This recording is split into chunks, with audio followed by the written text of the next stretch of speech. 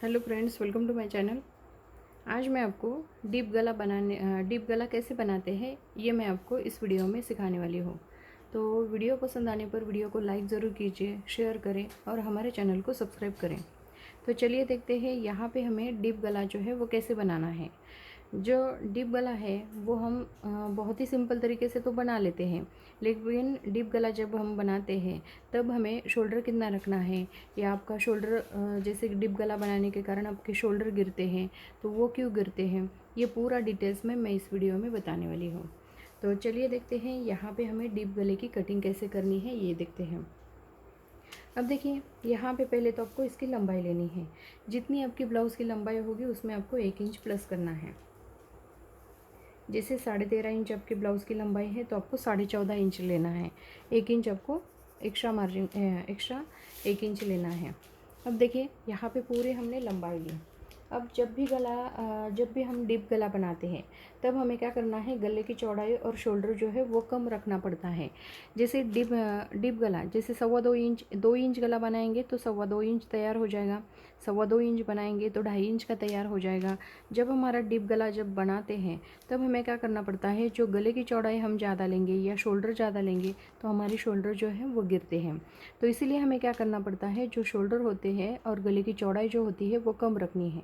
तो पहले तो हम क्या करेंगे, 2.25 इंच पे गले की चौड़ाई रखते हैं। यहाँ पे हम 2.25 इंच पे एक मार्किंग करेंगे। जैसे 5.5 इंच आपका शोल्डर है, यानी कि 11 इंच आपका शोल्डर है, उसका हमें हाफ करना पड़ता है, यानी कि 5.5 इंच। लेकिन जब हम डीप गला बनाते हैं तब आपको क्या करना है, आधा इंच शोल्डर को कम करना है, यानी कि 5 इंच ही रखना है। इससे क्या हो जाएगा, आपके शोल्डर के ऊपर शोल्डर की फिटिंग आएगी और गला जो है वो भी नहीं गिरेगा। तो यहाँ पे आपको क्या करना है, हमेशा जैसे छोटा नाप हो बड़ा नाप हो, 6 इंच आपका शोल्डर यानी कि 12 इंच आपका शोल्डर होगा, उसका हाफ लेते हैं हम 6 इंच। लेकिन आपको बैक साइड का गला देखना है, गला आपका डीप होगा तो आपको आधा इंच शोल्डर को घटाना है, यानी कि 5.5 इंच पे आपको शोल्डर जो है वो रखना है। अब देखिए यहाँ पे हम क्या करेंगे, 5.5 इंच यानी कि 11 इंच आपका शोल्डर है तो 5.5 इंच लेते हैं। हमारा डीप गला है तो इसमें हम आधा इंच कम करेंगे, यानी कि 5 इंच पे ही मार्किंग कर लेते हैं। उसके बाद यहाँ पे हमें आर्मोल जो है वो चेस्ट के हिसाब से लेना पड़ता है। जितना हमारा चेस्ट का नाप होगा उसके हिसाब से हमें आर्मोल जो है वो लेना है। तो यहाँ पे मैं आपको 6 इंच पे आर्मोल लेती हूँ।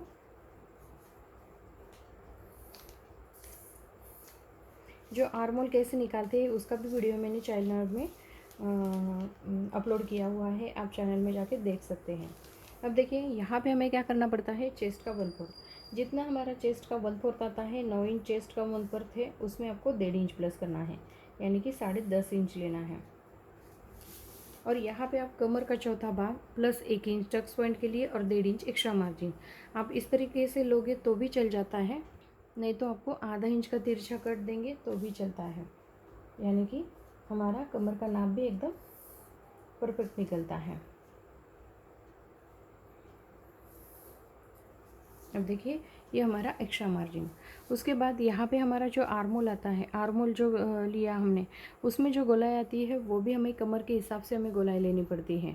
उसका भी वीडियो मैंने अपलोड किया हुआ है। जैसे छोटा नाप होगा तो कितना रखना है, गोलाई कितनी इंच पे देनी है, और बड़ा नाप होगा तो गोलाई कितनी इंच पे देनी है। अब यहाँ पर मैं इस तरीके से सिंपल सी गोलाई देती हूँ।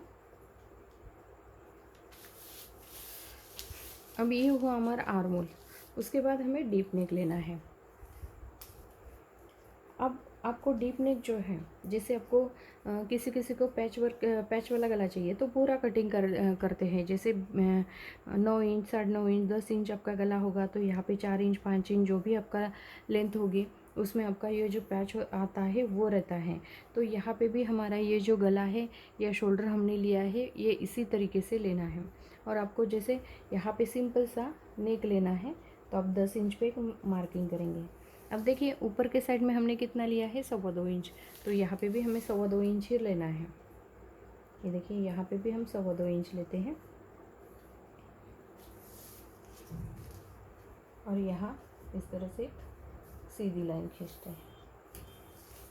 अब देखिए गला आपको कैसा चाहिए, जैसे किसी किसी को डीप गला यानी कि यू गला टाइप जो होता है उस तरीके से चाहिए, किसी किसी को इस तरह से मटका गला टाइप चाहिए। तो या ऐसा इस तरह से राउंड शेप में गला चाहिए। तो जब भी आप 2.25 इंच में गला बनाएंगे तो आपका गला जो है वो ठीक से नहीं आएगा, जैसे बहुत ही छोटा गला हो जाएगा। तो हमेशा हमें क्या करना पड़ता है, गले की चौड़ाई तो हमने 2.25 इंच ली है, लेकिन ये 2.25 इंच के बाहर हमें 1 इंच, आधा इंच, 1 इंच, गले की ब्रॉडनेस आपको कितनी पसंद है उसके हिसाब से आपको गला जो है वो बढ़ाना है।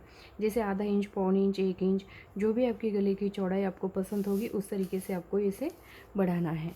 तो यहाँ पे मैं सिंपल सा इस तरीके से मैं आपको, ये देखिए इस तरीके से आपको ये बनाना है।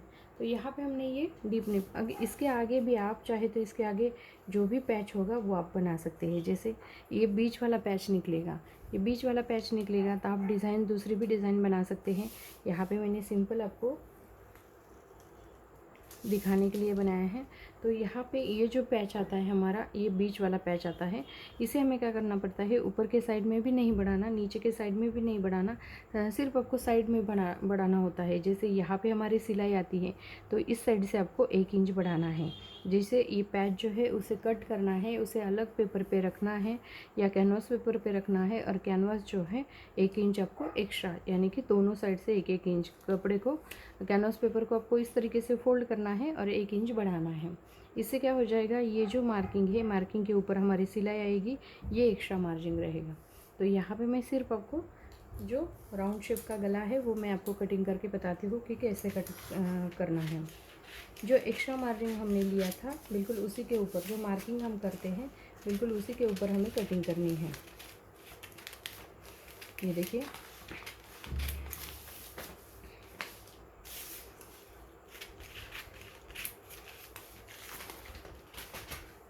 जो गला हमने मार्क किया है, गले के ऊपर भी हम इसी तरह से कटिंग करेंगे।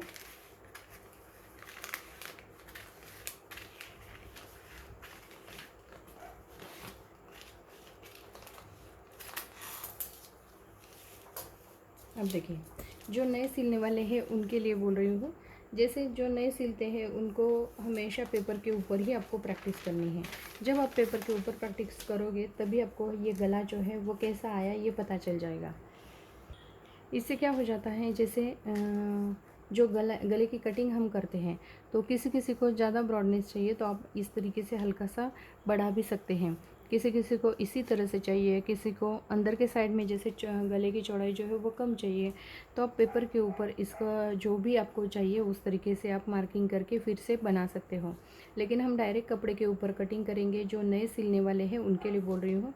जो आप डायरेक्ट कपड़े के ऊपर कटिंग करेंगे तो आपका कपड़ा जो है वो भी ख़राब हो जाएगा और आपके शोल्डर जो है वो भी नहीं ठीक से आएंगे। जैसे गलती हो जाती है कपड़े में थोड़ी बहुत, तो हम पेपर के ऊपर गलत हो जाता है तो हम दूसरा पेपर चेंज करके भी फिर आपको पता चल जाता है, यानी कि जो भी आप गला बनाते हैं आपको पता चल जाता है कि ये कैसे दिखता है।